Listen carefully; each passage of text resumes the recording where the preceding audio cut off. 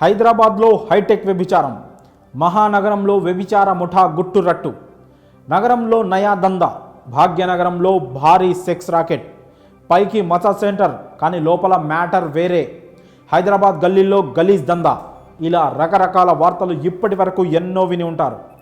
ఏమైంది ఈ నగరానికి, ఎందుకు ఇలా మారిపోతుంది, ఎటుపోతోంది సమాజం అనే ప్రశ్నలు ఏదో ఒక సమయంలో అందరికీ తలెత్తే ఉంటాయి.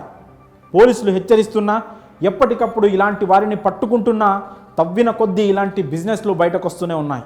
పైగా ఇవేమీ సీక్రెట్గా కూడా జరగడం లేదు, అందరికీ తెలిసేలా, అందరూ తెలుసుకునేలా పబ్లిక్గానే జరుగుతున్నాయి.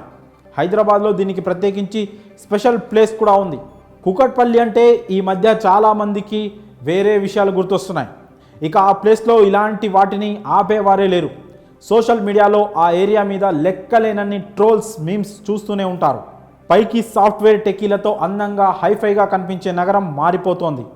కళ్లకు కనిపించని కామాంధులతో, వ్యభిచార ముఠాలతో సిటీ నిండిపోతోంది. సెలూన్లు, స్పా సెంటర్ల ముసుగులో చీకటి యవ్వారాలు నడుస్తున్న భాగోతాలు చాలానే బయటపడుతున్నాయి.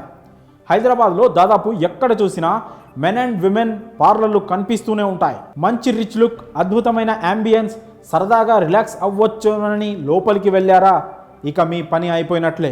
ఇటీవల కేపీహెచ్బి పరిధిలోని రోడ్ నెంబర్ 4లో ఇలా స్పా సెంటర్ల ముసుగులో వ్యభిచారం చేస్తున్న వారిని పోలీసులు పట్టుకున్నారు.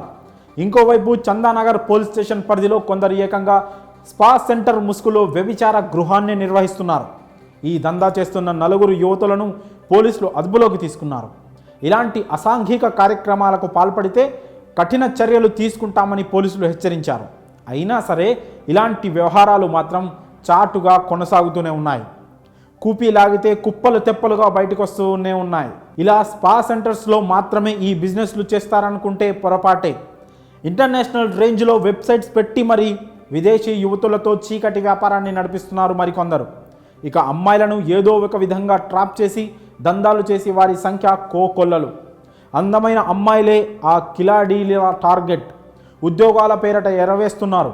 పెద్ద మొత్తంలో జీతాల పేరిట మోసం చేసి వారి దగ్గరకు వచ్చిన వారిని బలవంతంగా వ్యభిచార కూపంలోకి దింపుతున్నారు.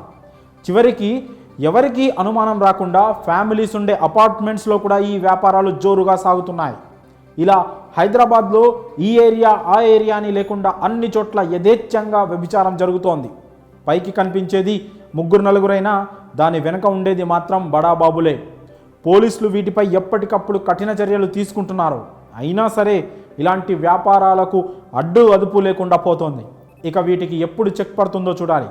మరి ఈ విషయంపై మీ అభిప్రాయాలను కామెంట్స్ రూపంలో తెలియజేయండి.